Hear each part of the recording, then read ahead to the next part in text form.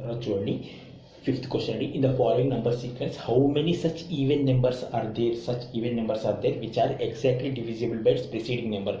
Even number అయి ఉండాలట, దీని ప్రిసీడింగ్ నెంబర్ డివిజిబుల్ కావాలట. ప్రిసీడింగ్ నెంబర్ నుండి exactly divisible by preceding number. Pre అంటే బిఫోర్, ప్రిసీడింగ్ ప్రీ ఫైనల్ అంటాము. బిఫోర్ అంటే ప్రీ ఫోన్, ఈ ఈవెన్ నెంబర్కు ముందున్న నెంబర్తో డివిజిబుల్ కావాలి. Exactly divisible by its preceding number and but not exactly divisible by it's following number. అంటే వెనక దాంతో డివిజిబుల్ కావద్దు, ముందు దాంతో డివిజిబుల్ కావాలి. అది ఈవెన్ నెంబర్ అయి ఉండాలి.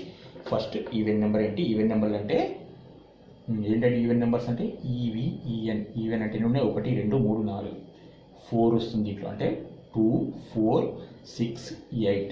ఏవైతే 2తో డివిజిబుల్ అవుతాయో వాటిని ఈవెన్ నెంబర్స్ అంటారు. ఏవైతే 2తో డివిజిబుల్ కావో వాటిని ఆడ్ నెంబర్స్ అంటారు.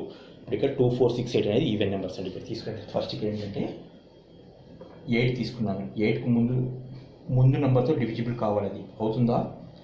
రాదు. కాబట్టి 3 అంకంలో ఏం చేస్తుందో రాదు కదండి. తర్వాత నెక్స్ట్ ఆడ్ నెంబర్ 4 8 తోటి డివిజిబుల్ కాదు. అలాగే 2 తీసుకునే 7తో డివిజిబుల్ కాదు. తర్వాత ఆడ్ నెంబర్ 8 2తో డివిజిబుల్ అవుతుంది కానీ 3తో డివిజిబుల్ కాదు. ఇది ఒకటి.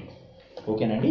అంటే 2 4 8 కానీ 3తో డివిజిబుల్ కాదు. So second one is accepted. ఇది ఈవెన్ నెంబర్, 3తో డివిజిబుల్ కాదు కాబట్టి వదిలేసేయండి. తర్వాత 8, ఈ 8 4తో డివిజిబుల్, 9తో డివిజిబుల్ కాదు. So second one.